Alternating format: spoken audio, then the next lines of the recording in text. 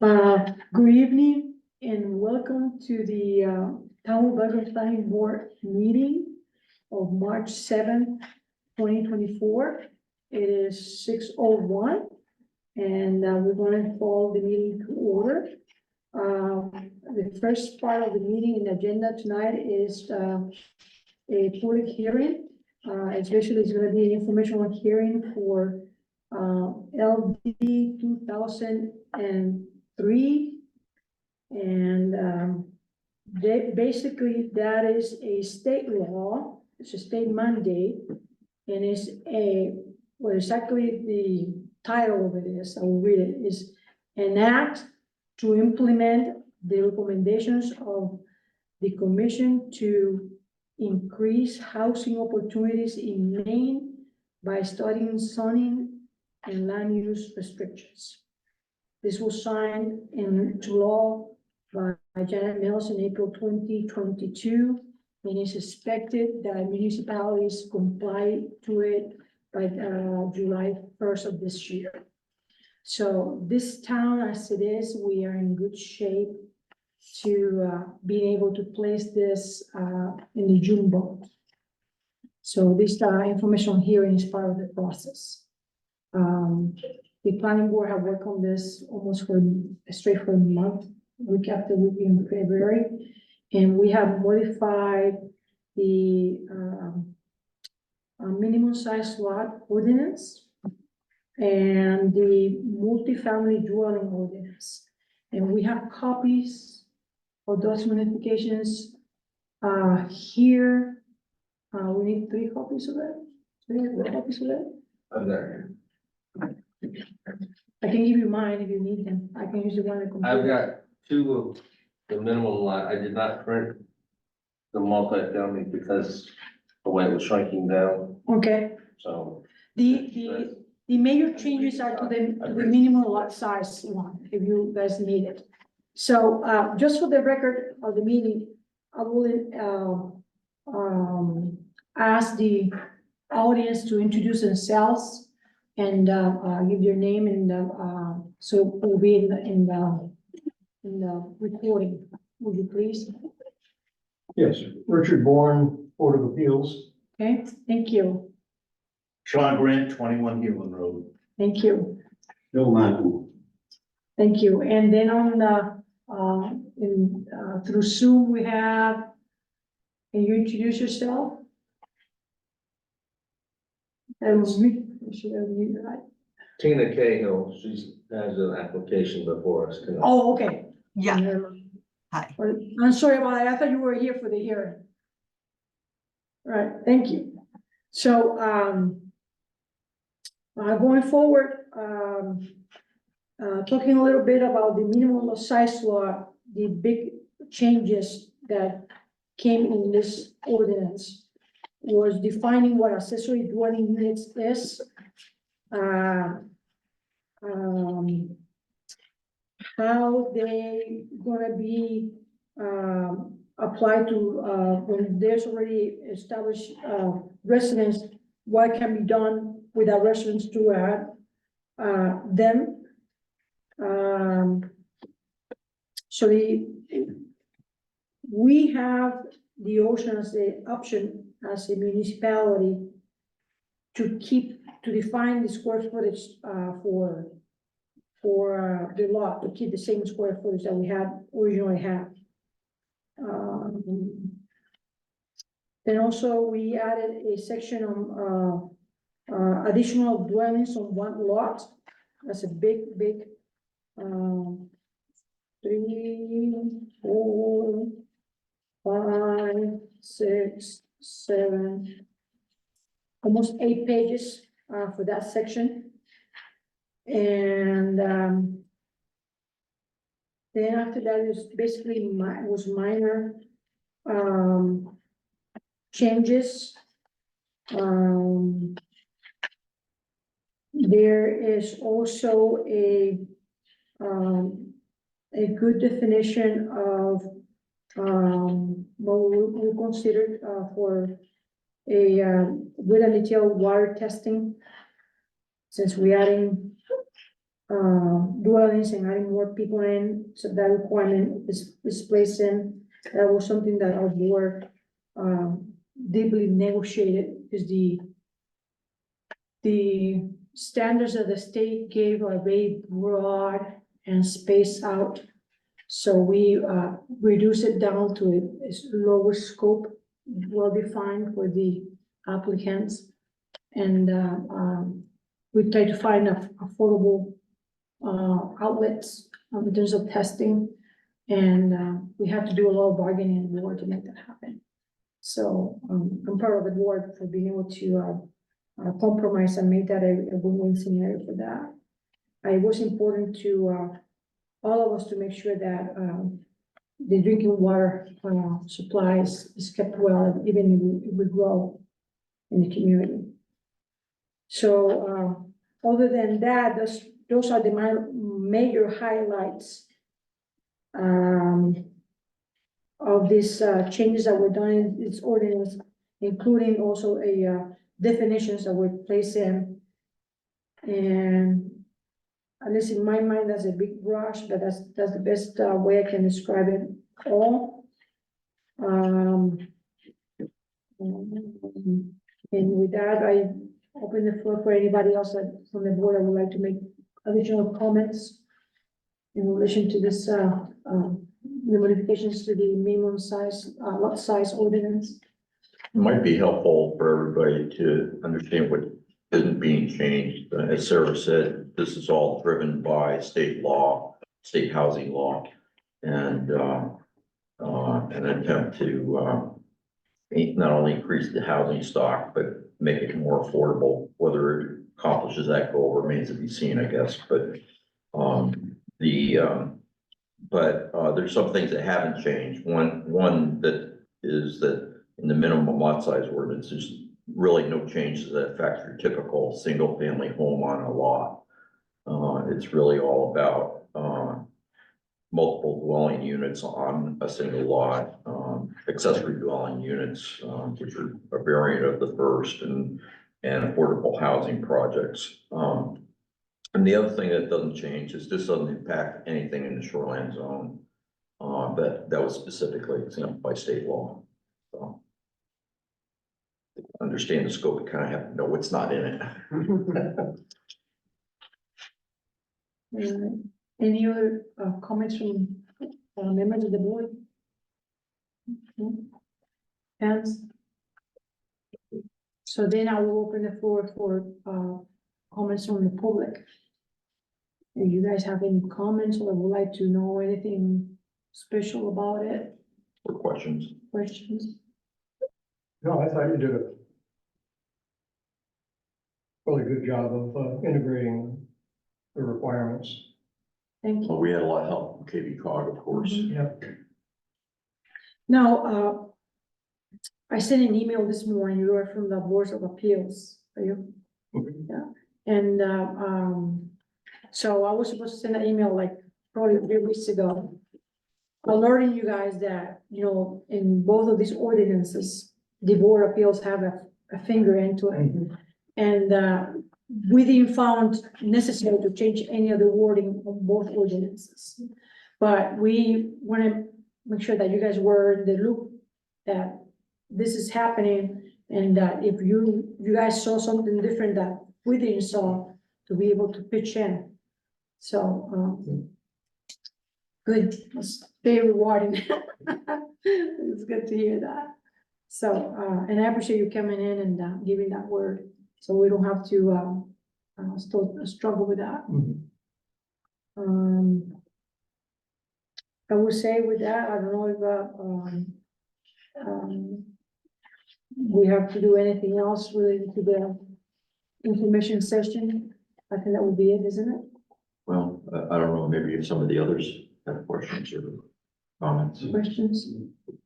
No, it's just informational for me at this point, just kind of keeping my thumb on. Do you wanna have a hard copy of it? Oh, I read it all today. Okay, good. I'll take a copy before the. Sure. At this point, are we only on the minimum lot size ordinance? Yes, Okay. and then, these, the dwelling the multi-family dwelling ordinance, the changes were minimal. Let me pull that out. I will go over the changes in that. Just bear with me for a second, I have it only electronically. The significant modifications and changes mostly happened to the minimum size lot. Just bear with me for a second here.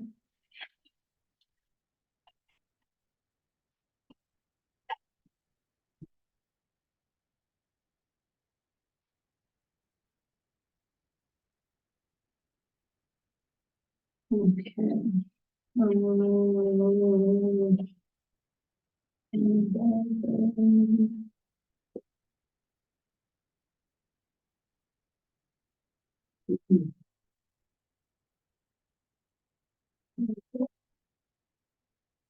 Okay, here we go.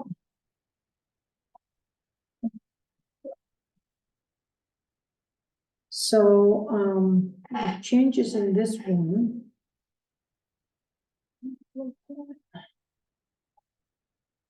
Um. The original, the most latest, revision of this ordinance that we're dealing with.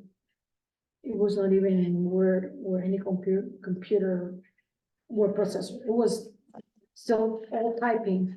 It was maybe 50 years old. 70? 78. Yeah, Yeah. so it was very old. So to start with, we had to retype it or scan and reprocess it was the first thing that we had to do. And, the changes were a lot more in formatting of it and striking some old standards that the ordinance were calling for. Especially we, had to kind of, redefine, potable water into it, what is potable water. And, little just, in section 5, it was where we mostly work. And line by line was just little striking some words and putting others that would fit better. And that was basically the extent of it. That's, the changes were very minimal, it was just mostly, wording and, specifically indicating that the main Department of Health and Human Services had a maximum exposure of guidelines, and that was the document we were going to use for potable water. Other than that, and of course, like Mr. Seal said, a big kudos to KB Cog because they really guide us through this whole process. Same with the DCD. That's the development. I always get the Department of Economic and Community Development. yeah. Their reps were wonderful. One story short is that one of the reps for that travel all around the state is a local resident. It's about lady. It's a young lady. Her first name is Hillary. And they were wonderful. They really, the law as it is, when you take it in a chunk, can be very confusing. And they narrowed for us what we needed to focus on, and that it make the process a lot easier, more palatable. So other than that, I don't have anything else to add. I think it's going to be a good thing for the state of Maine. Hopefully, I mean, it's not going to create chaos for this town. I don't think it will. I think we made what the state wants us to comply with, but if the state changes this whole thing deeper, I don't know how it will impact us down the road, but as it is, basically we're not, the way the ordinance, at least the way we see it here, the way the ordinance is being morphed is not gonna change the character of this town. No, we don't think so. There's a lot of concern about that from some people on the planet talking to me about it, and, at least the way I see it is not gonna, it's not like we're gonna change what we have for town. The changes were very minimal to the ordinance. If anything, the law allow us to put rail guards to the influx of more people, because that's the idea, creating more housing. So if we're gonna grow the population, we put in guardrails, for instance. Well, we live in a town that is surrounded by water, so we're gonna have better watch on that, on water testing and so on, and that's provided in what we added in the ordinance. So, Thank you, Richard. I had a couple of things, I was reading through the, not the, multifamily dwelling unit thing again this morning, and, I may have missed this, we may have addressed it last week. And I may have missed the issue, but on page 6, if we have copies of it, it's a definition of principal structure. You're in the multifamily dwelling. mhm. Yes, yeah.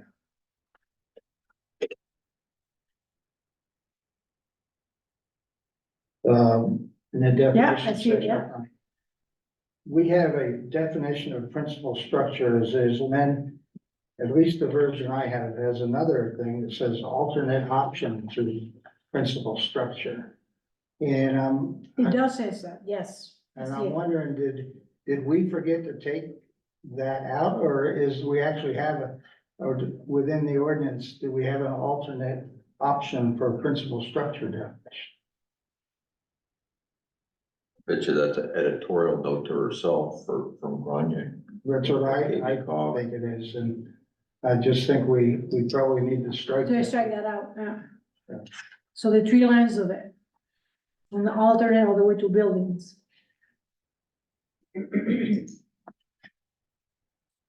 The other, That's section 5. Yes. That is, Different. Yeah, I'm not seeing it, Drew. Page 6. it is section 4, That's 4. definitions. page 6, On the minimum lot size. on the dwelling, on the multiple dwelling. We don't have a hard Not copy of it. copies of it. Yeah, be section 4. It's on the big screen, but I can't find it.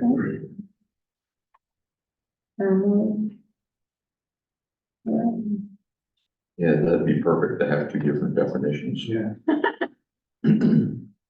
The other thing I picked up was again, in the definition section, we've got a definition of a building height and height of a structure. Not height of a structure, let's say page 5.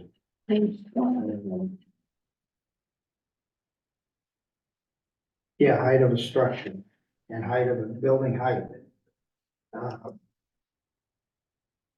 Not sure that we We have both, both address the same thing.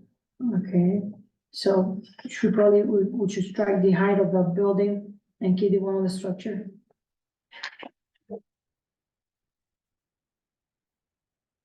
See.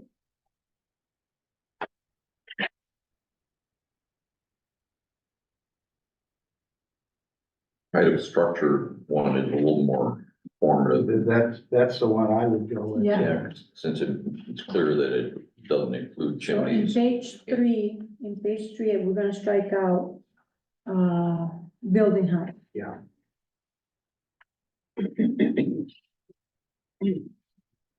That's all I have. Thank you. So how are we gonna make that actually happen in the draft? We got a vote on it. No, well, this is more of a question for Sarah.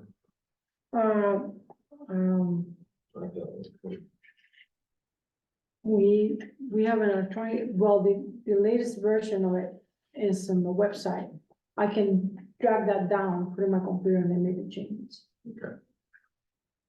things, I used to label my revisions, like revision 1, revision 2, revision 3, and then put the date. Yeah. And Granier doesn't work like that, so it was, Yeah, no, we got somebody drafts Yeah. around the. we don't know which one is the that's last one, we have to look at it, at the file date for it. But I will get to that, Section 5, the multifamily dwelling unit housing. yeah. Oh, Hey. Page, Well, I have page 9 here, but it's not the same as what's online. okay. So, So it depends on which copy we've got. okay, Well, actually, this is page 9. all right. What do you, Lot area for each residential structure, 40,000 square feet plus 20,000 for each bedroom in the building. Is this going, is this? I mean, I don't see how this is accessory dwelling unit friendly, and that was the purpose of the change. This is multifamily, Yeah, so you're talking about 3 units or more. so 40,000 plus, so we need 100,000 square foot lots for a 3-bedroom.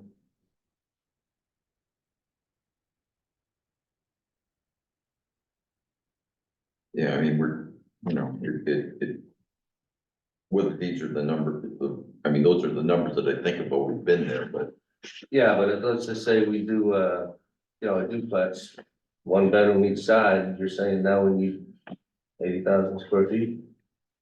no, I would say that in the first 40,000, you down 2 bedrooms. All right, I mean, let's just say you did cluster 3 bedrooms, 3 1-bedroom units in a row.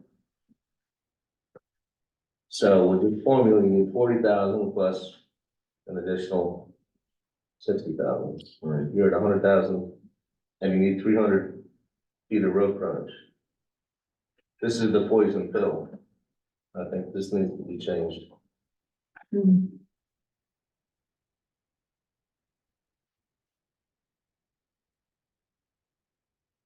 And why? I'm not seeing it either, I can try to figure it All out. right, so on a 40,000 square foot lot, Yeah. residential, you can put a house, Yeah, 6 bedrooms, no problem. But because it's called multifamily, you get 1 building that might have 3 bedrooms in it. Now we need basically 2.5 lots. You go from 40,000 for 6 bedrooms to 100,000 square feet for 3 bedrooms. That 20,000 per bedroom is a poison pill. Is that how this was designed? One thing we need to consider if we're gonna change this is how we're gonna deal with larger apartment buildings. And, larger condo developments where you got 8, 10, 12, however many units. It needs, need to be of adequate size to be able to accommodate everything.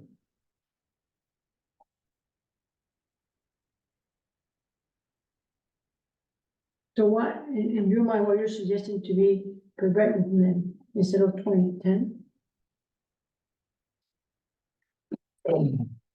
I mean, I really, 5?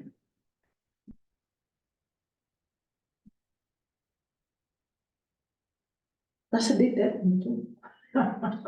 Right, 40 for up to 6 bedrooms, anything after that, maybe start adding new. yeah, That's an extra residential. 5,000 per bedroom or something Yeah. reasonable. I mean, Well, you have to at least match residential, right? If residential can have 6 bedrooms and 40,000 square foot, you have to start there, right? And then maybe. that's what I add would that. think is Yeah. ridiculous. And then you grow exponentially Right, and then after that, you Yeah. add on whatever number. 5,000 square feet or something, because.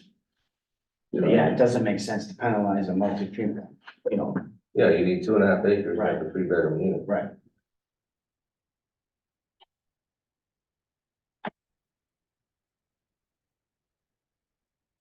Is there a downside to that? I think this is the carryover from 1978, Yeah, and it was a poison pill back then. Yeah, no, I think you're right. so should we strike that instead of 20 to 5,000? Well, It needs more verbiage than that, and I think the minimum, the road frontage needs to be reduced to at least what a residential is, 200. I mean, I would be interested in hearing what Katie Cobb would recommend myself. We're gonna change that because, I'm just concerned about the unintended consequences. Okay, so let's I do mean, that. maybe, as was mentioned earlier, maybe there should be like a, We, prorated. it seems to me that we kind of, She kicked this can down the road. yeah. This wasn't involved in the accessory dwelling unit. So I don't think anybody looked at this closely. She just went through the definitions. And, So, gave it a run. can we do that? Can we tell her to somehow, I'll get it with her, I'll get it with her? We'll get a timeline. Yeah,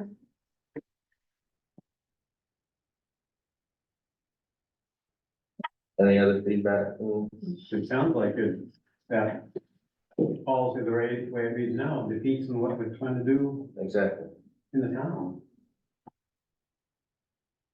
I mean, it's just the opposite. It discourages. And I think that was the original intent back in the 70s.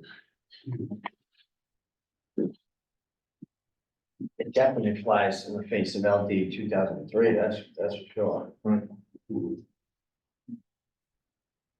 So I think it's a good thing. so we'll make a phone call to Katie talk to her about that.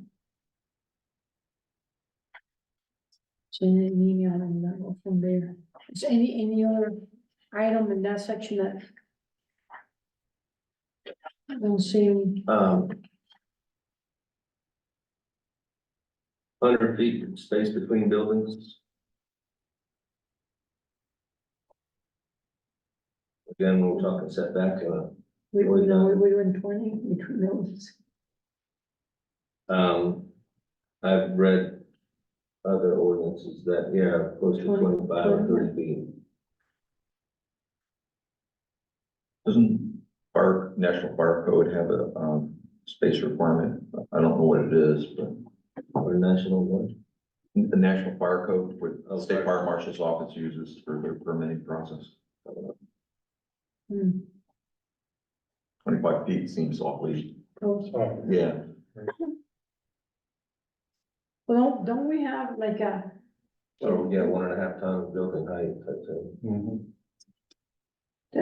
our property line is, you cannot build within 10 feet of the property line one side, 10 the other, so between two houses here in town, we can have 20 feet.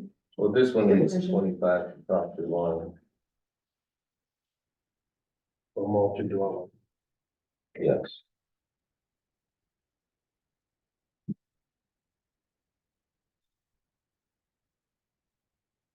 I will ask her about that too.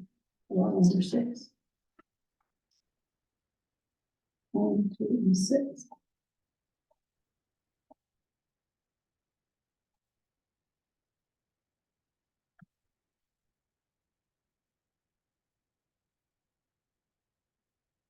Anything else?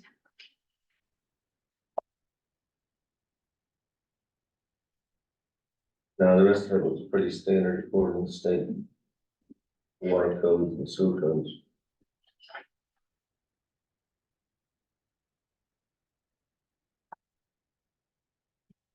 Okay. So, last chance. Going once. Going twice. And we are. Full.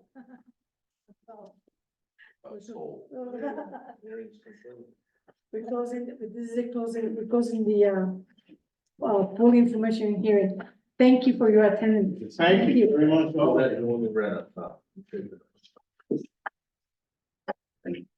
Quite well, thanks for coming. Thank you for coming. Sure. to see it. Okay.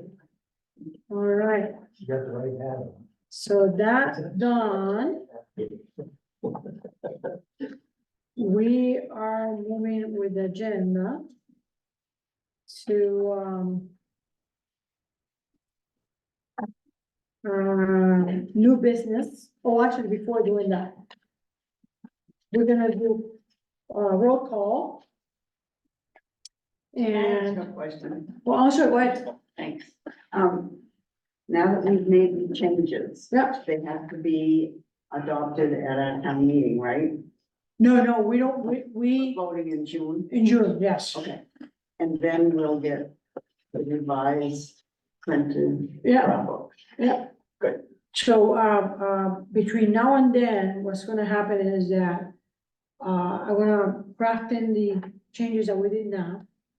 And then from here, it goes to, the select board. Select board might have changes to it too. That's gonna be wrapped up there. And then it goes to a lawyer. Then from where it comes back, and then we have to put in the ballot and so on. So I think there's one more hearing, isn't it? After it comes back from the lawyer. Yeah, the select board holds a public hearing, Before the hearing. right? And So then after that, it goes to a lawyer and then it's all binded and then it goes in the ballot for summer. Yeah, Actually, the public hearing's held after the attorneys reviewed it and after the select board signed off on it. so that said, we're gonna do the roll call. So tonight here we have with us, we have Mrs. Pam Morale and we have Mr. Richard Baker. And we have Mr. Sakaro, Nick Sakaro, and we have Mr. George Seal, and we have Mr. Craig Alexander and Hans Rasmussen, who's our CEO, and myself, Sarah Langen. So, now we're gonna, move on to new business. And we have the application of Tina and Tim Cahill. Hope I pronounced that right. Location is 23S Sandy Cove, map 18, lot 29. And the purpose is shoreline zone, remove of existing shed and replace it with the 18 by 18 shed beyond the 100 foot mark there. All right. So with that, I open the floor for discussion. And actually, before doing that, we have Tina on the screen. Yes, hi, Yes. Thank Would you. like, sure, would you like to say something about the application before we open it to the floor? I think it's pretty straightforward. We have a shed we've owned the property for about 14 years. And now it's got a lot of holes in it, and when we come after the winter, we'll usually find animals living in there and stuff, so it's time for us to kind of take it down. And you know, we're not gonna do anything too disruptive. We have Jason Tremblay, I don't know if you know him. He's gonna build it for us, and we're just gonna make sure that we meet all the compliance. We want to do everything right and push it back as far as we need to. He'll measure it out and make sure it's all in the, you know, proper feet away from the lake, and you know, no excavation or anything. We might take one tree that's leaning that he feels like is vulnerable, but we'll have somebody look at that. But other than that, we're not taking down any trees, we're not doing any excavation or anything. We just need some space to be able to store things during the winter, especially when we're not there. So you know, any questions that I can answer, or, you know, any concerns, that's, you know, let me know and I'm here to answer them. All right, thank you. Thank you.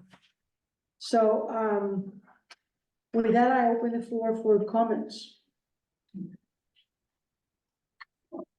I have a couple of comments or questions as Sure. much as comments. So Mr. Baker's taking the floor.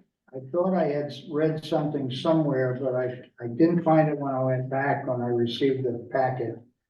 The old shed is being removed, correct? Yes, That's right. The application, although maybe one might argue that they don't need to put that there, but it would be nice to, in my mind, to see that this is a removal of an old shed and building of a new shed. Anyway, that was a comment. I thought maybe I'd put that in there in the application. Maybe I didn't, but I thought I might have.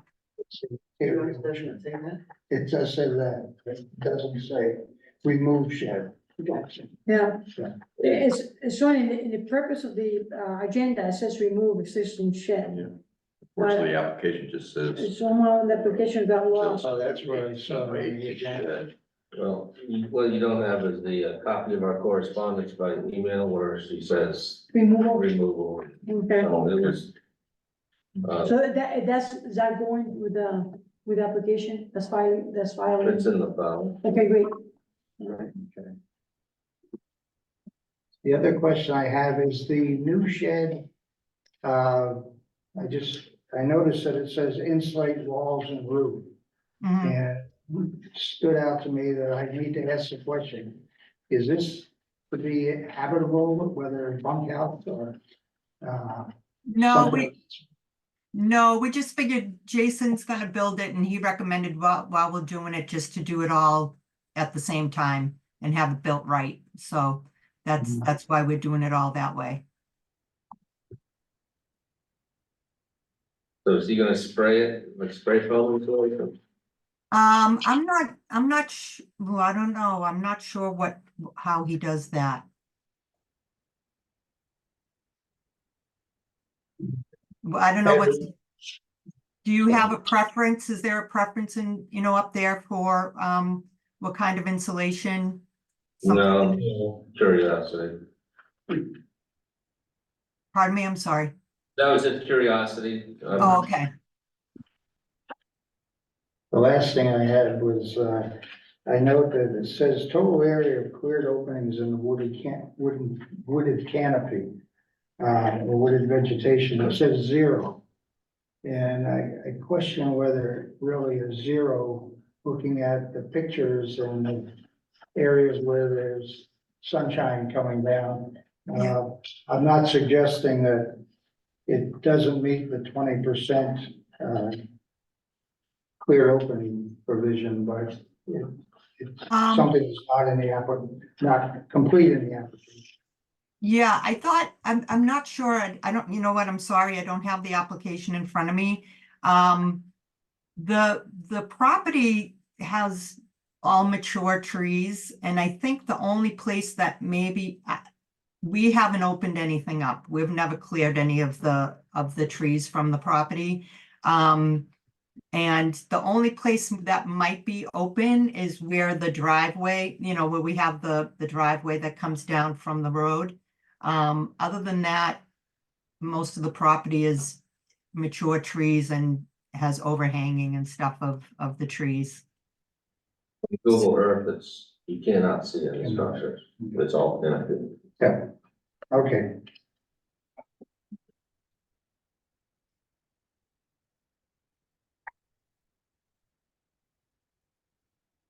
Any other questions from the board?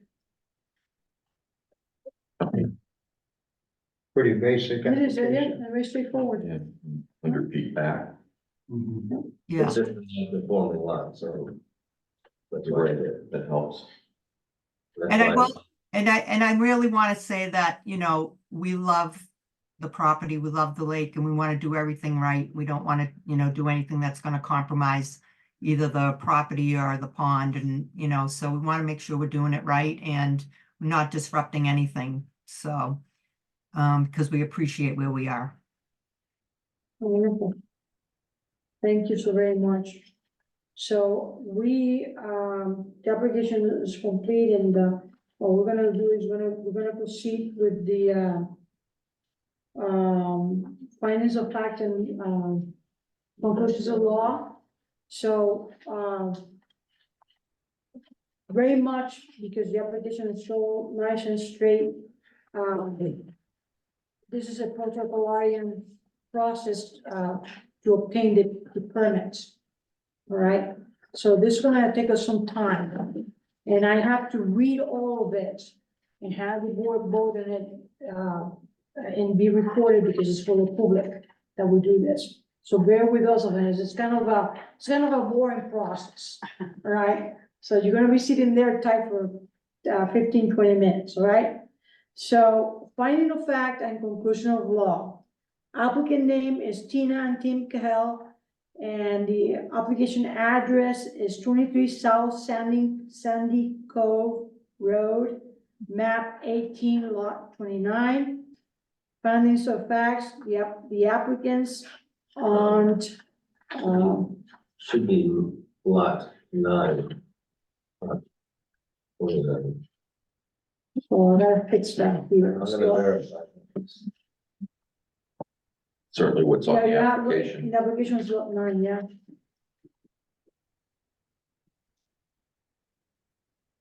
So this verifies that, I'm gonna keep just reading. The findings of fact, the applicants on today's date is March 7th, 2024. Apply for the shoreline permit for removing existing shed and replace with 18 by 18 shed beyond the 100 feet high water line distance. The application was presented to the planning board on March 7, 2024. And these findings of fact and conclusion of law were developed in conjunction with the consideration of the permit application. Conclusions of law. Based upon the application materials, testimony, statements, evidence, documents, and other materials are submitted to it, and the above findings of fact, the Belgrade Planning Board finds that the project is permitted for the use under section 14, table 1 in the ordinance, and further makes the following conclusions based on the applicable provisions on section 16D of the ordinance. Will maintain safe and healthful conditions. The board find the standard was met based on public record and submission.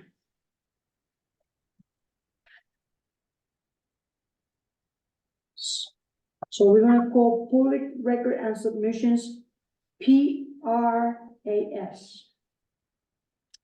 So we found the standard was met by both, so we, Mr. Baker, Yes. Mr. Sakara, Yes. Mr. Seal, Yes. Mr. Alexander. Yes. And me, Sarah Langet, is 5 in favor, none opposed. Will not result in water pollution, erosion, or sedimentation to surface waters. Board found this standard was met based on PRAS. Mr. Baker, Yes. Mr. Sakara, Yes. Mr. Seal, Yes. Mr. Alexander, and Ms. Langet, so 5 in favor, none opposed. Will adequately provide for disposal of all wastewater. The board found the standard was met based on PRAS. So it's 5 in favor of Mr. Baker, Yes. Mr. Sakara, Yes. Mr. Seal, Yes. Mr. Alexander, and Mr. Langet, so it's 5 in favor, none opposed. Will not have an adverse impact on spawning grounds, fish, aquatic life, bird, and other wildlife habitat. Based, the board found this standard was met based on PRAS. Mr. Baker, Yes. Mr. Sakara, Yes. Mr. Seal, Yes. Mr. Alexander, and Mr. Langet, yes, both yes, 5 in favor, none opposed.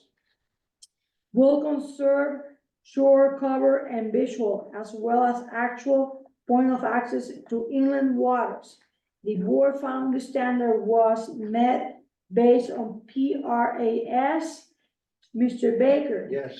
Mr. Sakara. Yes. Mr. Seal. Yes. Mr. Alexander.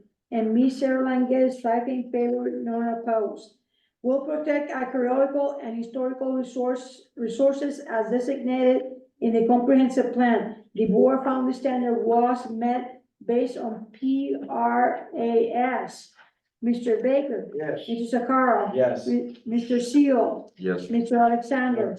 And me, Sarah Langes, 5 in favor, none opposed. Will avoid problems associated with floodplain development and use. The board found the standard was met based on PRAS. Mr. Baker. Yes. Mr. Sakara. Yes. Mr. Seal. Yes. Mr. Alexander. And me, Sarah Langes, 5 in favor, none opposed. It is in conformance with provisions of section 15 land use standards. We're gonna look at the, base evidence in the record and,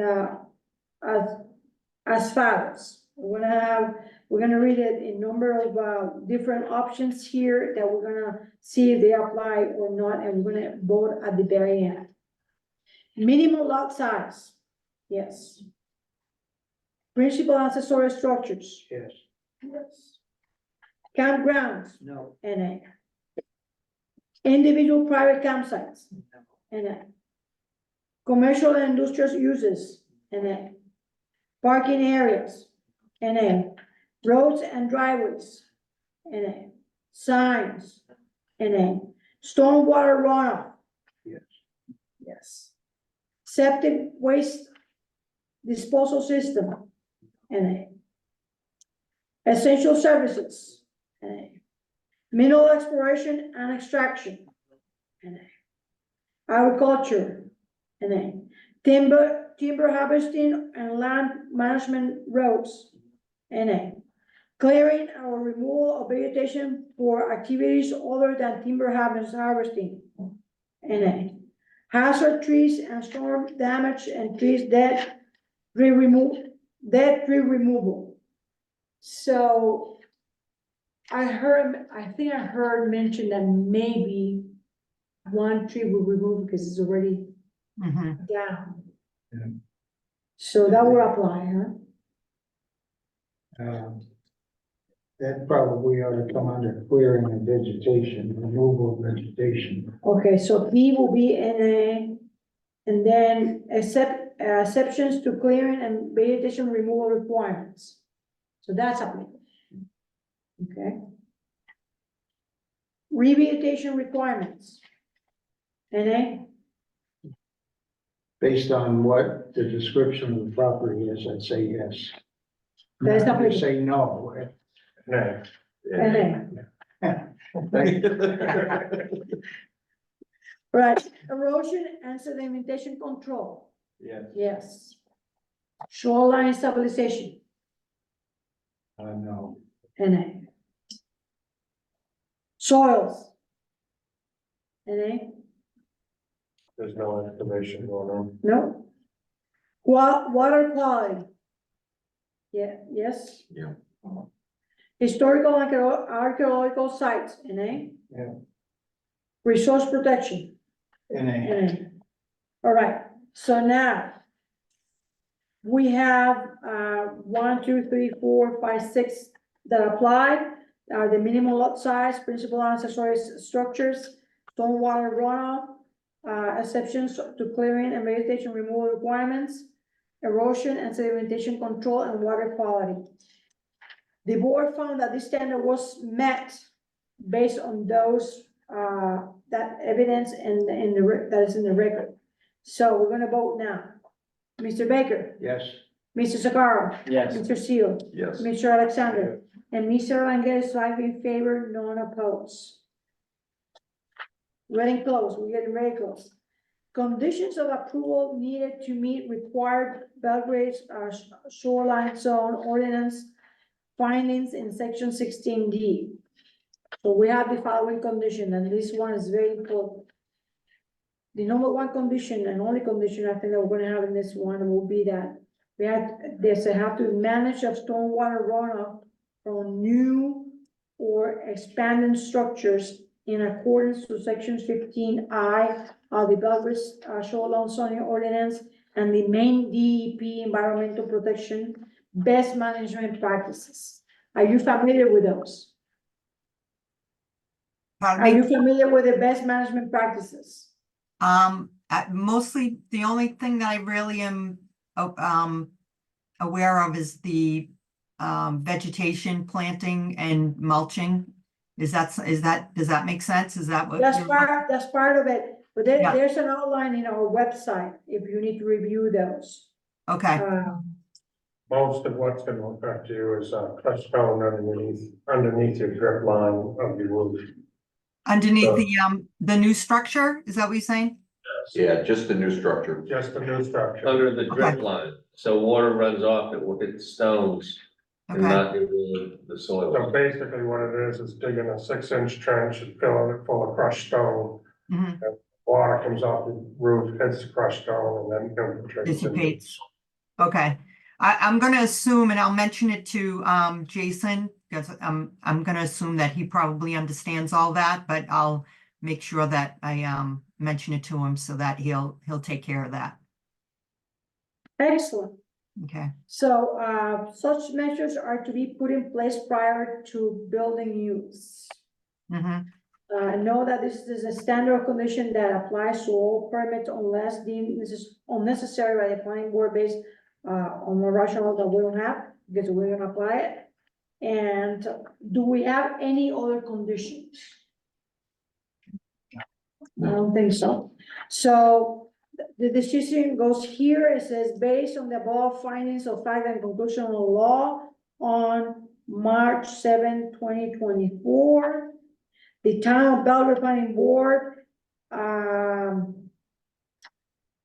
will vote in the shoreline permit application of 3/7/2024.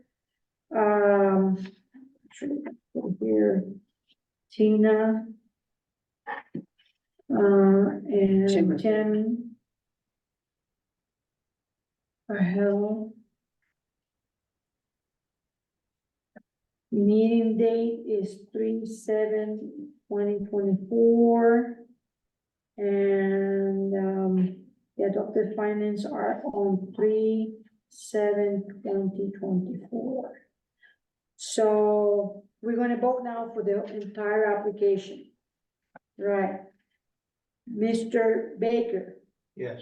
Mr. Alexander, Yeah. Mr. Zaccaro, Yes. Mr. Seal. Yes. And Ms. Erlangen is 5 in favor, none opposed. And with this, you got your permit. great, So, thank you. Make sure that, is this, you're gonna mail it to her, or does she have to come to the town office? I can email it, Okay, scan it all in as one document, find the back application, all the paperwork. And it gets saved, and then I send that to her and she'll have it all. Then we have it on files. all right. One big document. Okay, and then I can email the permit to Jason, so he'll have it while he's building. You typically, Yeah, would you, or he can come by, I can give him a copy either way. okay, You know. And if he has any questions about the stormwater management stuff, he can talk to Hans about it. okay. Thank you. It's been a lot of trouble for the shed, hasn't it? No, it's been fine. It's been great. Like I said to you before, honestly, we wanted to make sure we do it right. I don't want to compromise the lake. You know, that's our biggest, gem for us. It's more important than anything. So, we want to do it right. So whatever you need, we'll get it done. And we Appreciate it. really appreciate that spirit, because that's the culture that we want to keep fostering. Yeah. And giving a good model in the lake, other people will follow it too. Yeah. Thank you so very much. Thank you. Look forward to coming up. We're All waiting. right, All right, guys. Thank you so much and have a great night and thank you. You too. you too. So we are on a roll here, so we got that application approved. And now the next one is, all business will be the comprehensive plan participation. I thought there were going to be people from the comprehensive plan here tonight. Yes, they changed their mind. Right, so besides that also, we have here copies of the maximum exposure guidelines for drinking water. Is this something that we wanna review or just for our Well, I think, information? I don't, Hans, I think put it in there because it's referenced in our definition of potability in the two ordinances. Yeah, Those are the state drinking water guidelines. Hmm, and I wanted to have it here in case there was discussions that you wanted to have to support something or. Right, or a question. I mean, it's pretty hard to discuss. It's just levels is all there is. Yeah, and then we also have a copy of the resolve to protect consumer of public drinking water by establishing maximum contaminants levels for certain substances and contaminants. So this is just for a record and for our information. So is that? that includes, that's the source of, that's the law that was passed that the legislature established the interim drinking water guideline for PFAS. So that's the original source for that. Now, in looking this over, George, question that came up to me is all this stuff, we've got arsenic, copper, iron, lead. When they did the sampling for the groundwater contamination here, why weren't those things included in that sample? Here in the, you mean town office? Yeah. Where they have the salt. I think they were just looking for, they're just concentrating on the salt contamination. Yeah, That'd be my guess. yeah, I'm guessing that's the case. But I would think the location of the contamination, they would look for other heavy metals or like formaldehyde. They must have, the well location, I would think they would have tested for everything. And I'm just speculating, Hans, but a lot of times it's kind of standard protocol to have some samples taken early on, say when the well was first in use, of a fuller slate of parameters. And then once you know what the problem ones are, you narrow it down to just those, just to save on lab costs and sampling costs. Well, I came across an article, this is what piqued my interest, called Drinking Grandma. And it's about water contamination from cemeteries. And this area is large, covered by the source of the contamination is a salt shed, and a very small footprint, and a cemetery, and a very large footprint. So why weren't these other things tested for? Interesting. I don't know much about, honestly, about contaminants from That would be a select board Cemeteries. question right there. yeah. I'm just glad I drink the water here, I'm glad there's a filter. I'd like to hear that conversation. Can we test my grandma in the water, please? I don't want to be able to drink water here. I mean, it's because the protocols for cemeteries and embalming has changed a lot, especially in the past few decades. Yeah, It's like they keep finding something else, like these preservatives. You know, what preservatives are coming through the cemetery into drinking water. PFAS, yeah. Oh, God. There's something to think about while you're eating dinner. All right, next item on the agenda is approval of minutes. I guess I've said enough.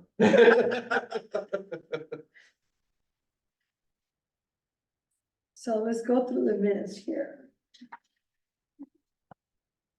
So Sarah, the comprehensive plan, participation, was that gonna be a discussion about what if any role the planning board was gonna have in the development of the new comprehensive plan? We're gonna have to, kind of change that. They didn't come to us, we're gonna have to just go into their meetings. And so Anthony or somebody from that group was invited and it just didn't. Right, yeah, it just didn't come around. Does anybody, have you watched what they've done? from- No. So,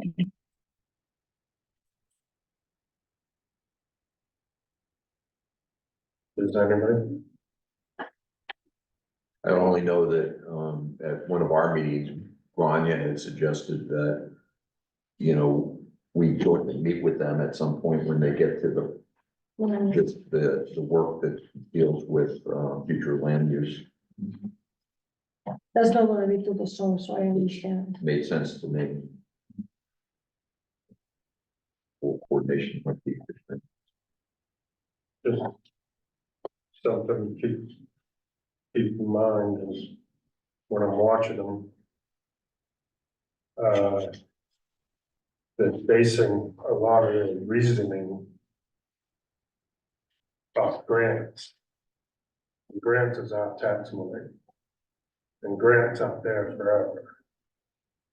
So that reasoning needs to be changed in that committee. So they're talking about funding some of the work with grants. Low income and stuff, and this is our comprehensive plan. And this is for years and years, and there could be another administration in there that cuts these grants out, which I hope they do. And so they have no reason to base any of their stuff on the ability to get grants, because that's a now thing, not a future thing. Yeah. That's it. Also, like, Fred, the machine is feeding itself. They're putting requirements in here referencing the comprehensive plan. To have, to be able to be eligible for certain programs. And then the programs can go ahead and dictate what goes in the comprehensive plan. So you've got a cycle there. No, nothing dictates. Nothing dictates. Well, we're doing 4 bedrooms per lot, it's kind of a dictation. Or 4 structures per lot. There's a mandate. Well, it's not a mandate, it's that we are allowed to. Right. Okay. It's not like we have to, Yeah. they give us the option to be able to do it. But they're setting baseline rules that, you know, you've got to comply with. Why you want more than 4 anyways? We don't, and I don't want cluster developments either, and I have no idea why they're trying to tell me that I have to put affordable housing in along with my nice houses, Well, you know? I really And that think, doesn't mix, you're forcing people, and the whole thing of this is, at least in Anthony Wilson's word is, well, I just bought this property, I wanna protect my property, and this is da. But yet, he wants to shove affordable housing in with nice housing. As a requirement, you have to do 2 or 3 affordable houses along to do a subdivision. And screw that. And, you know, and everything I heard them talk about in that meeting, I disagree with them. Just to put it out there. It was all wrong. It was all. it was just, I'm not even gonna say what I feel, because, So that is very important then that we stick with it, we are sticking our head and minds with their dialogue because all this can be steered in a situation that the town was not gonna be amicable with it, well, so. I'm gonna put up a fight. So, And then this is the time to do it, because everything is still. there's no reason why people are gonna tell me what I can and can't do with my property. And there's just no reason for it. And to tell me, that subdivision, North Bay Estates I did, is a beautiful subdivision, go down in there, they're all the same type of homes. They're all piers. You take that piers, you know, they're all, that's what they wanted, that's what they wanted to live next to. Mhm. And then you throw low income in the midst of it, because you're required to, well, who's gonna buy that low income? Who's gonna end up there?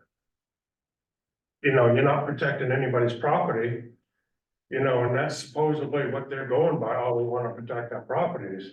But yet you wanna drive low income along with a nice subdivision. Well, They is, don't misinterpret low income for affordable. yeah. You know, I think they are. Well, affordable, same thing, it doesn't matter, I should be able to build whatever the hell I want. Without you telling me what I can build. Right, I think, it's my property, correct? No, yeah, yeah. I agree. The way Yeah. the law reads is that. No, this is what the comprehensive Yeah, no, plan he's is. talking- Yeah, he's talking something different. Yeah, Yeah, this isn't what the law reads, yeah, this is the suggestions they're putting the in, comprehensive process. and you need to be aware. So we have. And we also had a select person trying to come up with wording to deceive the public rather than calling it zoning. So. That was and I want striking. this on record, I'm saying this for a reason. And, you know, so. And I'm not even sure if two selectmen should be on a comprehensive plan committee to start with. I thought they were- That's sketchy right there. They were just, they're not part of that committee, I think, are they? Oh, yeah, they played a big role in that committee, along with suggesting wording it differently to deceive the By that, public. but I bet you, I don't know if you remember that, the way this go. One suggested it and the other one strike it out. Right, So, and so she caught on to it. yeah, So I caught on to it, and I'm sure anybody else that would watch the video would catch on to it. so, And this is our select person, I have no confidence in her anymore, zero. so. I think it And I was. hope somebody watches this video. God, one of the select board, Greg, you put me in peril right here. no, I was livid, I couldn't even sleep that night, I was livid. I slept less than 2 hours that night watching that video. And I was just totally livid with that whole committee. So. I think then the best thing was to make sure. She sent you a link. Yeah. So, I can't remember the date, it was a few weeks ago, I think it's the 20th. Join it. Yeah, watch it. Yeah, Watch it in the morning, apparently. yeah. For what it's worth. Mayan and Gary Bush bought that house where you turn into little estate just below Days, real estate, there's a little cul-de-sac in there. And there's, it used to be a real estate agent. yeah, and we were talking about, yeah. Okay. Their granddaughter came up here last weekend to visit. She lives in Jacksonville, Florida. And she lives right on the river. And they have generations and they own a lot of property. And, all this affordable housing came in to Jacksonville. So they've got all these beautiful, large properties that people have owned for generations. And then right in the middle of it, they've got this, affordable housing unit, building with low income, people, and they're destroying it. And they've had to gate their own properties to keep them from trespassing on the That's property. exactly where it's going. And, she didn't even know I was on the planning board. I was just talking about this LD 2003. And, she said, boy, beware. And I heard the KV cog woman say, just because you've designated, like she mentioned 18 acres. And she said, take 20% of it and put it in low income housing and keep the rest in the, I think she said 200 square foot requirement. And she said, just because you designated that doesn't mean it's gonna happen. And the minute she said that, my first thought was, is the state making us designate these places now so they can further that bill in another session and say, now that you've designated, do it. I mean, it's heavy-handed to me. Just my 2 cents. I agree. You too. It really can get pretty bad. Belgrade is a beautiful. So what you're saying is that the growth, area sectors, the growth areas are the ones where, in which the state are gonna put the knife later, maybe changing and. What she said was, just because you designate them, Yeah. doesn't mean it's gonna happen. Well, when. That can when- change, so you're saying that can change. When all the towns designate these places. Yeah, Could the because state- we are forced to it, you have to give this in a growth area, yeah? Yeah, now do it. I mean, this is Then we'll be- a question, I think, probably better for, the people on that committee and Anthony Wilson, who's the chair of it, but, I mean, it's a fairly small group of people that are working on the comprehensive plan at the moment, and, I was involved along with Mary Vogel and a gazillion other people in the one that was approved by the voters in 2014, and that was a massive effort. I mean, there was all kinds of public input. There were subcommittees on every subject, pretty much, I mean, I was on the economic development subcommittee, and I was the only person there who wasn't a business person. All these business people were there, and so I would apparently erroneously thought the scope of what they were gonna be doing was basically just a more minor update of the existing plan. It would seem to me that if you're gonna really bring in a lot of new, potentially controversial, modifications and, really expand the scope of it considerably beyond what the current plan has, you need to have a broader group of people working on it. I agree, and that was brought to my attention the last time we updated the comprehensive plan. There was many subcommittees and that was brought to my attention because I brought this up to somebody and they're like, yeah, it's just a few people who are trying to decide our town's future, where before there was subcommittee and subcommittee and subcommittee, and there was like 80 people involved. Yeah, well, and you don't, not only do you not end up with a product that people will vote for, but, you risk you're just that group of people spending a lot of time on something that it just doesn't stand a snowball's chance in hell of being passed. So maybe the way to go about this is that next, select board meeting, go to the hearing, public comments and note that out, and then also follow up and go to all these comprehensive plans meetings. I mean, ultimately, it falls on the shoulders of the select board to, guide that process. And I know that only just from looking at the agenda, select board meeting agenda, it seems like this group comes in periodically to give them updates. So I don't know what that communication is all about, but, that was my concern, listening to what you were describing, was that what a small group of people it is to be working on something that's apparently something different than what I thought it was gonna be. George, the comprehensive plan will go to public vote. Right, Yes, But and if it's not voted in, What does Yes, that but do? that's very lame because a lot of people won't even know what's in there. Exactly. And they're gonna go with, oh, they recommended it, so I'm gonna vote for it. So that's a lame excuse. No, I'm just saying, I'm asking a question, Oh, okay? Um, If it doesn't get voted in, what does that do to the town to not have a comprehensive, up-to-date comprehensive plan?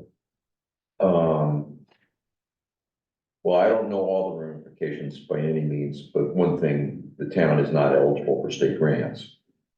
So we can't get KV cog for free. I mean, What's that? what kind of grants? You talking about like having KV cog work for free or?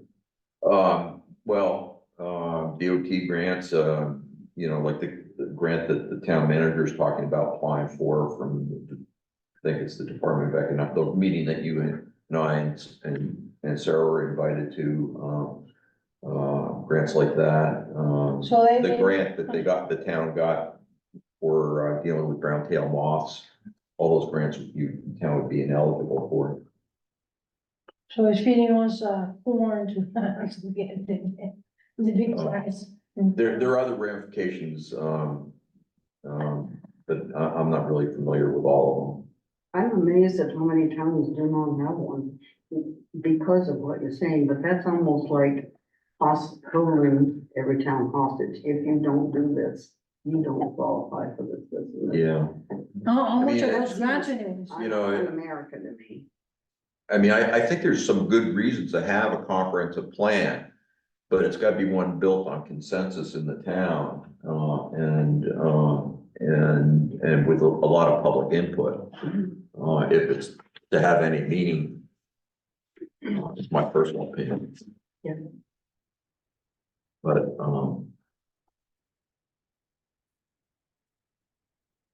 I'm gonna make myself a note here to go to the next select board meeting. I'll be at the next one too. Yeah, and And, it's, and then it went on to transportation.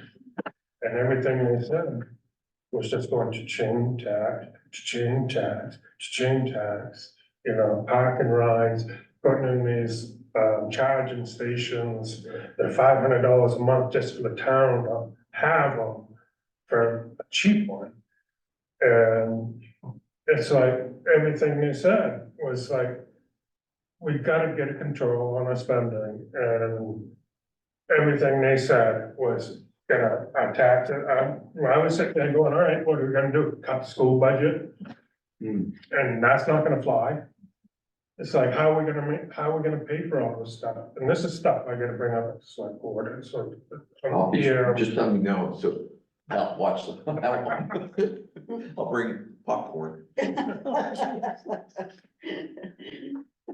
all right. So I think the next select board is, on the 19th, Yes. after the town- Tuesday.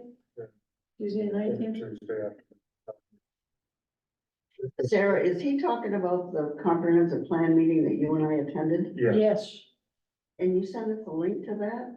I guess. she already did. We already have a link to it. Yeah, you sent it to us? Yeah. yeah, And that's what I've I been need to go watching. back and send mine too. Yeah, I gotta go back and watch it. I was Right. here and when we were doing this ordinance thing, I know that Nick and, Craig were very, this comprehensive plan, it really, shake them because the law slapped the use of comprehensive plan here. And then we start understanding what the comprehensive plan is, which is a very fluid document. And so, I didn't have this perspective that you bring today on the concept that once we had a comprehensive plan done, and because we are forced kind of into it to have designated growth areas. So once the community pin those down, then all of a sudden the state is gonna rush this Monday. Oh, those are the areas we're gonna go send people to. I didn't have that vision of it. Well, And that can happen. we already have designated broker. We do, It's yeah, all in place. yeah. So as a matter of fact, And in fact, so comprehensive plans have to be reviewed and approved by the state, well, I'm not sure where the people are now, but they were in Department of Conservation back in 2013, 14. And they actually, required the town to enlarge the growth areas. They, they didn't feel we had enough area designated for commercial and just more growth in general, and we did, and the town did. But, So anyways, this whole thing, when it's finished, is gonna go to vote, it's gonna be voted by the town. And the problem is gonna be if the town don't feel that we, in the process, there was enough input, like it was before, because before it passed.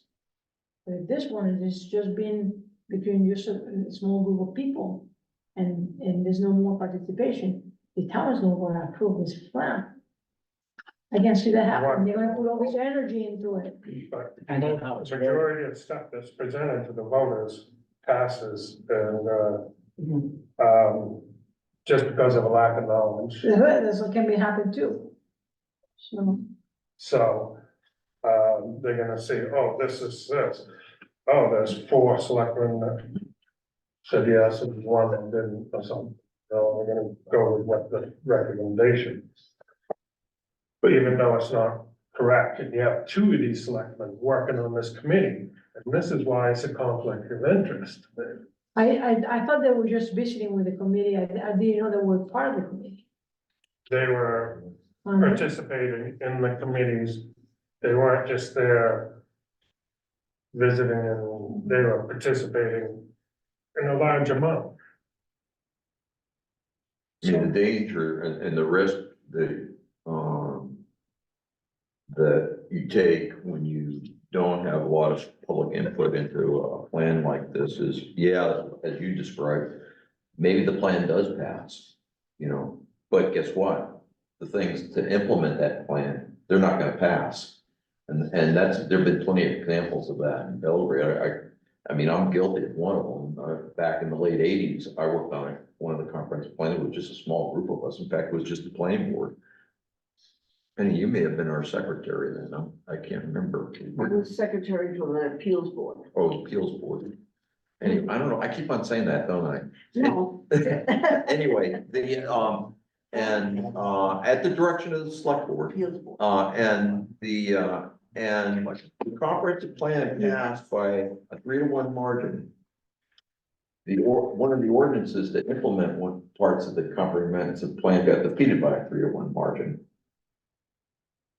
So, unless you build public support and understanding and people know what they're voting on, they may approve the plan, but they're not gonna approve the actual. Does anybody know what happens if we vote this thing down in June, after all the work we've done? Where does that leave us with the state? Cause they're gonna want us to. Well, that's when the conversation was going about zoning. Yeah. That's why I was trying to foster some ideas about retaining it to ordinances. Don't have zoning, but make changes to ordinances. And like George just said, the ordinances have to be approved.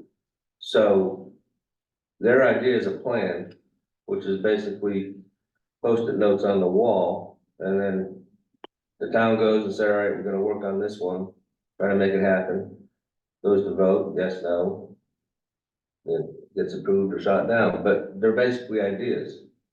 So the plan is a bunch of ideas. I think Penny's question was more toward the ordinances that we just reviewed. I think What happens if the town doesn't? it falls back onto the state.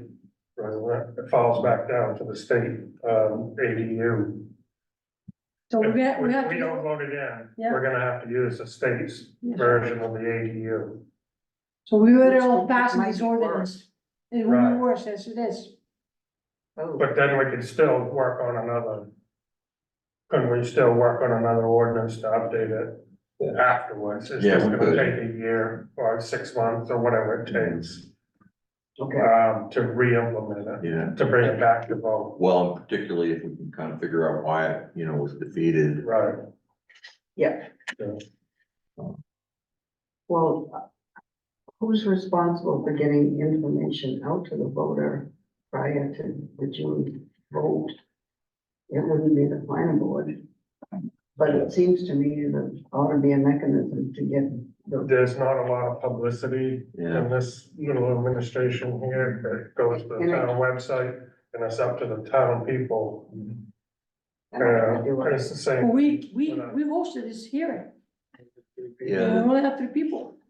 And we publicized this, we put it in the newspaper and everything, Yeah. and we only have 3 people coming in. It's really up to Sarah to tell them. What I guess I wanna She knows suggest this, but if you wanna get the word out, she's the woman right there. with that, I said, if we're gonna get the word out, she's the one I right had to there. put it in my Facebook. She knows everybody. but what, Greeting you at the, coming to vote. I'll What bring about- umbrellas for you and everything.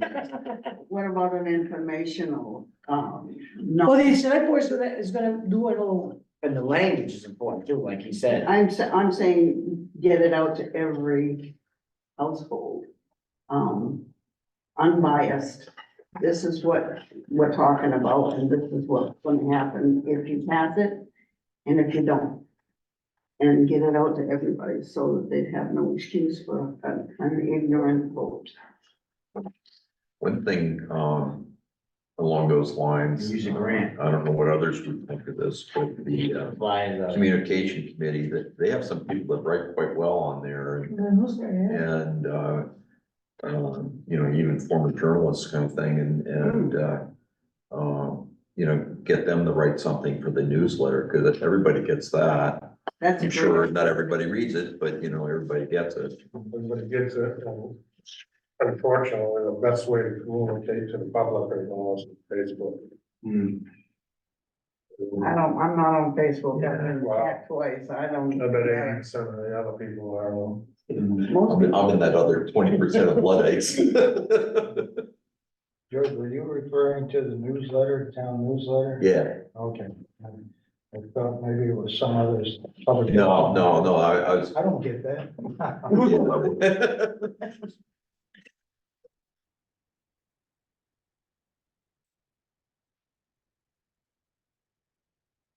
Hmm.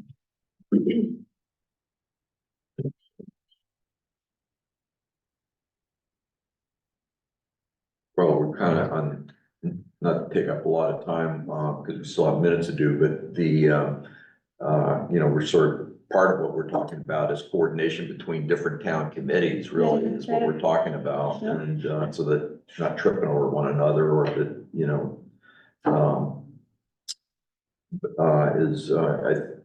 I think many of you've seen that, and Sarah's the one that mentioned it to me originally, I believe, that the Lakes and Natural Resources Committee is gonna be undertaking sort of a look at the shoreline zoning ordinance. And I believe with the focus of how can it be improved to better protect lake water quality. So that's another area where, you know, some coordination would be appropriate, it would seem to me. Is that a new thing, or has that been talked about That's a new. while back and brand new? That was They completely. have one meeting, nobody's even read the ordinance yet. I had to go to that meeting last week. Basically, they wanna see what we can do to tighten it up. You know, they don't like some of the gaps, and one of the suggestions that I'm putting forward is in section 14, the land use chart table at the end. It has a note that some of these activities require a permit from DEP. Well, my thought is to take note out of there and put permit by rule hyphen. And then at the end of the paragraph, say all permit by rules must be reviewed by the code enforcement officer. And a permit must be issued by the planning board or the code enforcement officer. So if it falls under the land use, under planning board or CEO, a permit has to be obtained from them if they have a permit by rule. I mean, that's kind of already the case, but it's gotta be in print. Some of them may not need a town permit. Well, They they're permit by rules, they just don't fit Well, the there's- ordinance. There's some things, land uses that fall under the plumbing inspector, and there's some that don't require anything. So obviously, those wouldn't even require a permit by rule. But I think a review of each permit by rule is warranted. Because I've seen some permit by rules issued that hadn't come before us for a permit because it's just moving soils, riprap, those kind of things. That really should have been reviewed. Because phone calls were made and DEP came out and stopped the process. It is something that, coming back to George's comment, that this is something that should have some good coordination between the committee and them and the planning board as, you know, as it's moving forward. Well, the process is they're gonna put forward some ideas. And then it's gonna get reviewed here and then go to the select board. So it's not something that's gonna happen in 30 days. It's, No. you're And, looking and at, having, you know, fresh eyes look at something's never a bad idea anyway, but, I mean, ultimately, if there's gonna be any changes to the ordinance, we're gonna be the ones doing it. That's our job, not theirs, but, All right. So go ahead and finish. no, I'm done. So what did, the select board just voted in this last meeting? Where some lake thing needs to work with us on shoreline zoning. We have to work with another group on our permits for shoreline zoning or something. Did they already have the meeting with the board? I heard that was just voted in last meeting. The, I haven't Lakes actually, Resource. I didn't attend that meeting, I didn't listen to the, you know, Well, audio or anything like This that. is the way this whole thing got initiated. We were here with a comprehensive plan. And you happened with the comprehensive plan, Pat Donna using it too. And Pat Donna also is the chair of the, not, of the Lakes Resource Committee, whatever it is, all right? So in the meeting, I suggested to the two select people that, no, that was another meeting. That was the meeting was planning at 142. So there were, in that meeting, it was two separate meetings. One select board, this is what I'm talking about, select board meeting. Penny wasn't there, but you were in that one, because you represented the 142. The explanation of that, the Woodland camps. So we have people in Zoom from Florida that live in that neighborhood. They will complain about a neighbor that, you know, got a PBR, permit by rule, and they get away with things that they shouldn't be getting away with. So according to them, that's their version. According to the record, whatever they actually said they were gonna do, apparently they end up doing it, but I don't wanna go deep in that direction. Now, in the dialogue, what came around is that the neighbors were fighting because the best management practices don't seem to be kept. But best management practices is a guideline, is not an ordinance. And this is the part that neighbors is writing. I can get away with this because it's not part of the ordinance. But if that application would come through here, that's the last of the conditions we have. So it will be stamped.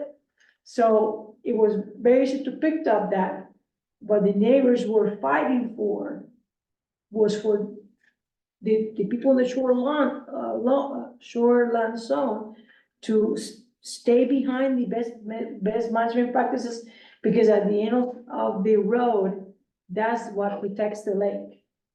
So I suggested to have an ad hoc committee look into that, to see what they will come up with, how to make it fit in the ordinance. And then the ad hoc committee will have a suggestion to the select board, and the select board is gonna kick it to the planning board for us to do the morphing in the ordinance, and then have this whole thing, the same process going. So, for some reason, the lake committee offered to do that. And it almost looks like they are actually gonna take the ordinance and change it themselves. But I think what's gonna do out They of can't that, do No. they Yeah, get out of they that. don't have any authority to do that. So what they're gonna do is do a recommendation, send it to the select board, and then it's gonna come back to us. Cause there was a letter from Pat Donahue, the chair of that committee, to the select board, basically asking in the packet for the select board to meet this past meeting of theirs. And I mean, his letter was pretty innocuous, really. It was just, it left me with the impression, reading it, that they wanted to take a more comprehensive look at the ordinance and it seemed to me about water quality issues in general, you know, and, which they, want to make some recommendations to us, fine, I'm okay with that. Not that there was no reference to that incident and down at the former Woodland Camp area.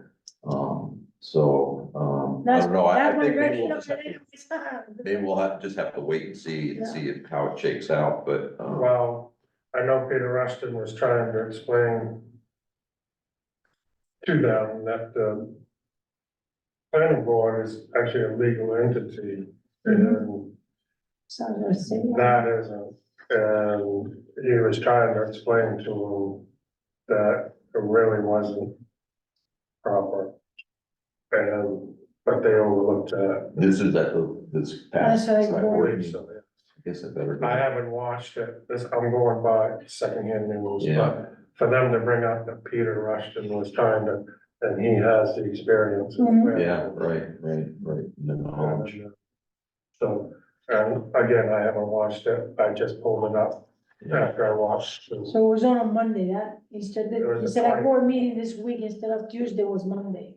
So when you're looking for Mr. Asio, it will be a Monday date, it will be March fifth. And I'll watch it too as well, just so I know what you're talking about, I'm just bringing it up. Going to mention that. So are we, Let's move on to minutes. all right, let's do that.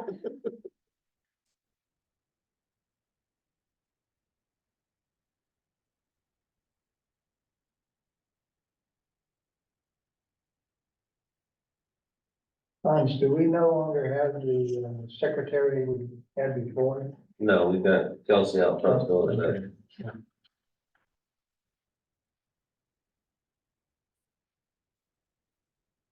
That was the first. Sarah, you can do The first step,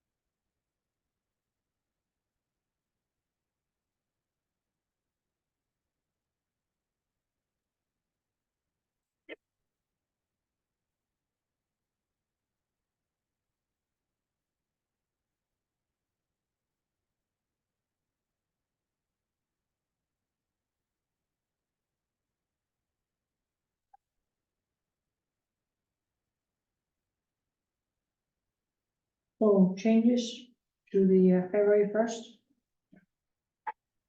you know? Changes, No, the only thing, a general comment, this is fine, is there are gonna be meetings. And this may be just a matter of a little bit of experience on her part, where it'll be helpful to have a little bit more detail in the minutes. Regarding the discussion and what, the important points were. I thought our last Caitlin did a really nice job that way, so, that's just something to be on the lookout for, as she. You know, Yeah. I mean, these were pretty simple ones, but no, I don't have anything specific.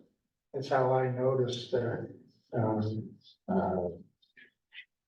Kelsey was doing it now, because I thought, this isn't quite as detailed as Yeah. typical, and then I saw, I didn't realize Caitlin was no longer secretary, but yeah, it would, I think, help to have a little more detail in places. Now, it will be of interest for you that I complain on the same thing about the school board minutes. And when they give you a definition of what you're supposed to do for minutes, it's exactly what Kelsey has here. You have to say the date, the location, the people that went there, who placed the motion, how it was voted, and a little statement about the motion. But everybody said it's not there.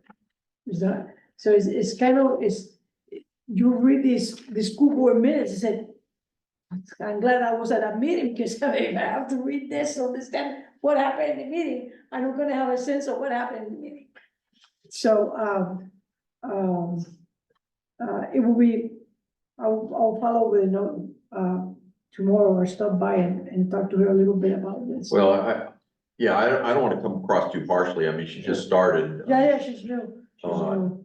It's just a matter of, But there's a little more. something I think we need to be on the lookout for, and, you know, it may be that we'll have one where, I mean, we've had, applications where there was a lot of back and forth, a lot of detailed discussion and things we had to work through, and it's good to have that documented so that it could, you know, 12 months from now, when none of us can remember why we voted the way we voted, that there's some record of it. I mean, yes, the tapes are there, but they're not there forever on YouTube. Yeah. Whereas these go into the file and are the long-term, public record. So make sure she notes Craig's displeasure. Put that right. And then there's that. Yeah, put that right. So the only thing I have for that person, There's something I would encourage you to leave out, but using discretion, but. so February the 1st. Leave out Rich's driving situation, okay? So February the 1st, the only thing I will take out is that in-person attendees at the end there, after Alex Manocot, she said SP, like spelling, that have to be removed, that was all. And then February 15, any suggestions? It's very simple. I had one thing, are we reading it now? Or are we commenting on it? We're commenting on it before we vote on it. On both of them, actually. I think we read it, it didn't take very long. The only thing I had there was, under new business purpose, portion instead of potion. Very good. Sharp kid, it might nothing bad, that guy.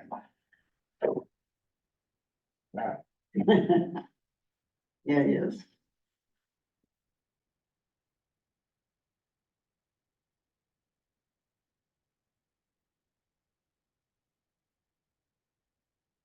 Anything else? Okay, with that, I would entertain a motion to approve both minutes as simply amended. It was only one thing of each one of them. Who was posing the motion? Vote for just the February 1st. You want to do February 1st? Okay, so I entertain a motion for the approval of February 1st minutes. I'll make a motion to approve February 1st, 2024 minutes as amended. I need a second. I'll second. All right, so Mr. Baker, Yes. Mr. Sakara, Yes. Mr. Seal, Yes, Mr. Alexander, and me, Sarah, get 5 in favor, none opposed, so minutes of February 1st are approved. I want the motion to approve the minutes of February 15th. Make a motion, we pass the minutes of February 15th as amended. I need a second. I'll second. So, Mr. Baker, Yes. Mr. Sakara, Yes. Mr. Alexander, Yes. Mr. Seal, Yes. and Mr. Longo, 5 favor, not opposed, and both, settlements are approved. Next, item in agenda is the CEO update. Well, I was gonna let you know that there's a committee to suggest updates to the shoreline. And again, they've just been formed and all they're doing is compiling suggestions for where to make the best practice part of the ordinance. And, you know, my contention there is best practice doesn't apply to every situation. It's what you can do. In this situation, this is best, in that situation, that's best. So I really don't see, I mean, like George said, new sets of eyes are always good, because I've looked at it 100 different ways, and I know what my interpretation is when I read it, but there are gaps that possibly could be filled in. So I welcome their suggestions. And, again, it'll go through committee, but right now I figured I'm not involved. I mean, I go to the meetings, I listen, but I'm not coming up with I'm not trying to rewrite anything. And I don't think it's worth our effort to try to dig into it yet until we get their suggestions and let them trigger our thought process, right? So sit back and relax. It'll come soon enough. We'll get the popcorn in the meantime, huh? But there's also a ad hoc committee being formed for short-term rentals. And my position on that the same, sit back and see what they bring. And then see what's legal, you know, see what can really be Do you done. know who's in that committee already? I don't, I'm trying to. Stay away switching from- it. stay away from it. All right, sounds good. Well, thank you for that, all that info. So any other discussion? All right, no, I entertain a motion to adjourn. Make a motion to adjourn. For second, Get some juice to go drink. Mr. Baker. Mr. Baker, Yes. yeah, Mr. Sakara, Yes. Mr. Alexander, Mr. Seal, Yeah. and Mr. Longo, I say yes, and we adjourn.